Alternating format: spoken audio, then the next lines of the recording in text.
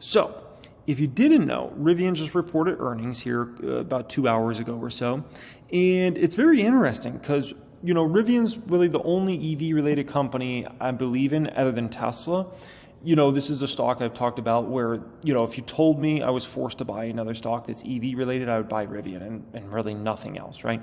And when it comes to Rivian, so they reported a loss for the second quarter, but that was much better than expected. They also said they're going to build 52,000 vehicles for 2023, which is more than twice the number of last year, and which is above where they were thinking they were going to be at, okay? And also, they have still a pretty big cash stack on the company of over $10 billion, right?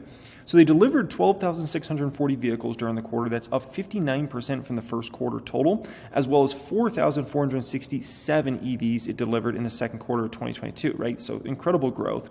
It produced almost 14,000 vehicles in the quarter, up from about 9,300 in the first quarter of this year, right? And that's versus 4,400 at the same time last year. So very impressive numbers. Their adjusted loss came in way ahead of expectations. They had an adjusted loss of $1.08 versus $1.41 was expected. They had revenue come in at $1.12 billion. So they were expected to do about $1 billion. So they beat by about $120 million in terms of revenue line item. It's very, very impressive. And so I got to say this is impressive. Now, where this gets into a little troubling territory here is you see something like this, their guidance is expected to be better than anybody thought. Their losses are coming in better than anybody thought. Their revenue is higher than anybody thought. A lot of things in the right direction here with Rivian. It's actually looking pretty promising when it comes to Rivian, right? And so you might think, well, this stock has to be up, right? It has to be up nicely because this stock is still a stock that's been slaughtered. If you look at where the stock was a couple of years ago versus where it is now, it's having trouble even eking out gains in after hours. And I've even seen it turn red sometimes in after hours trading, which goes to show you something very important. And what this goes to show you is the market still believes there's likely a big recession coming, or at least a medium-sized recession coming. And that's why you can't get any of these sorts of companies to catch a bid, really, in a meaningful way, right? And you say, well, it's come from $12 to 25.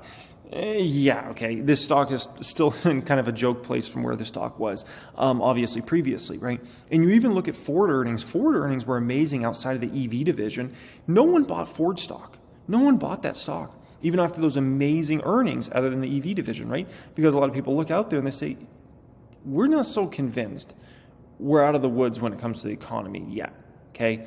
And therefore, we're not really ready to take risk. And you even look at a stock like Tesla. Yes, Tesla's had a tremendous year, right? And a lot of shareholders like myself and probably some of you guys have, made a lot on that one this year. But let's not forget, Tesla's a long flipping flapjacking away from all-time highs, okay? A long way.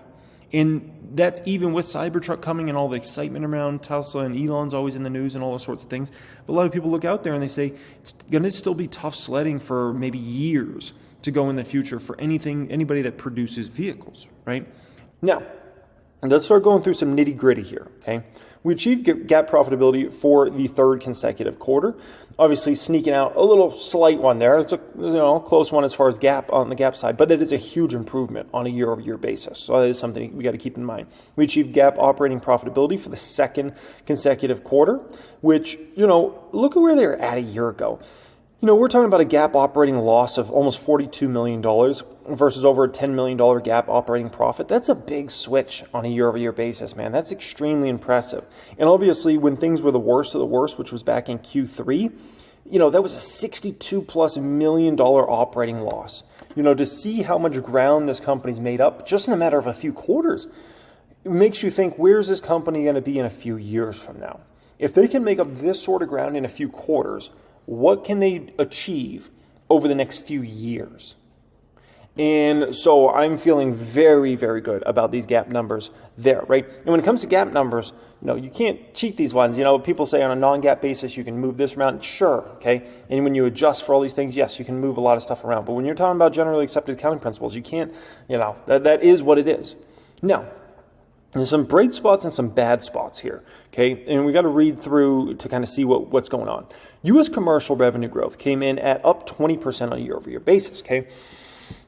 That's a bright spot. What does that tell me? That tells me that U.S. companies specifically are recognizing that Palantir has a very special product, a very special value proposition in the marketplace, and they need to take advantage.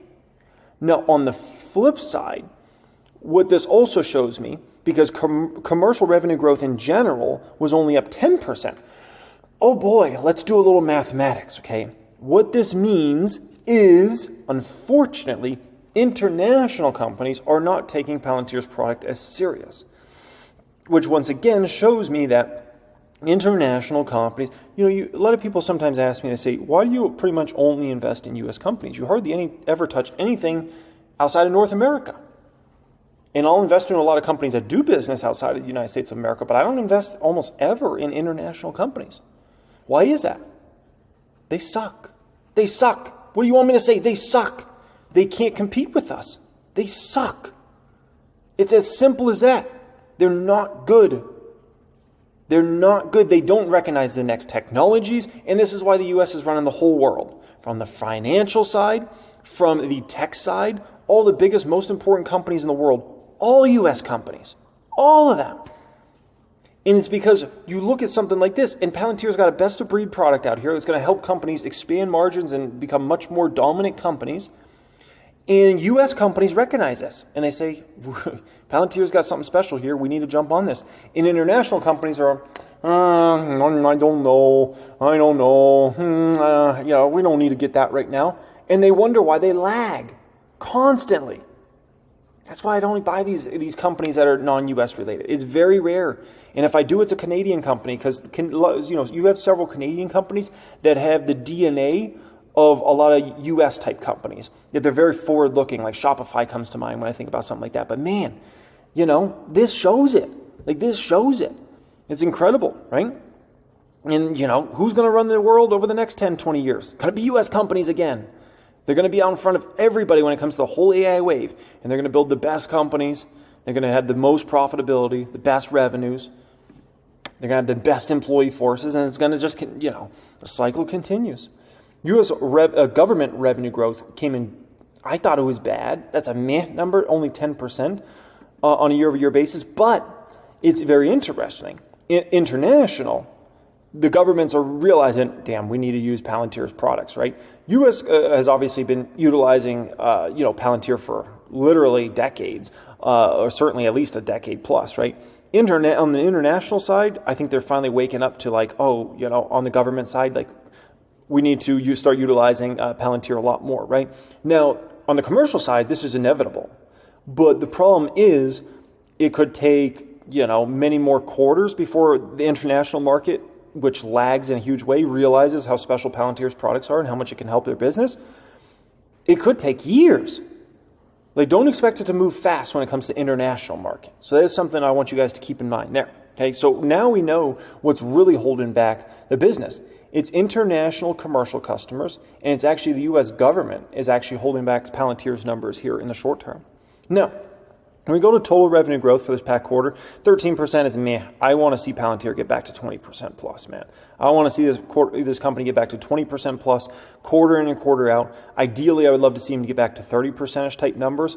I think they can get there. Average trailing 12-month revenue per top 20 customers, $53 million. $53 million. That's incredible. Now, the other thing I love, gross margins. Very, very stable, 80% plus adjusted gross margins. And that just shows that, Palantir is going to be a money printer. We're at the very infant stages of observing a company become an absolute money printer. And that's where Palantir is really going here, okay?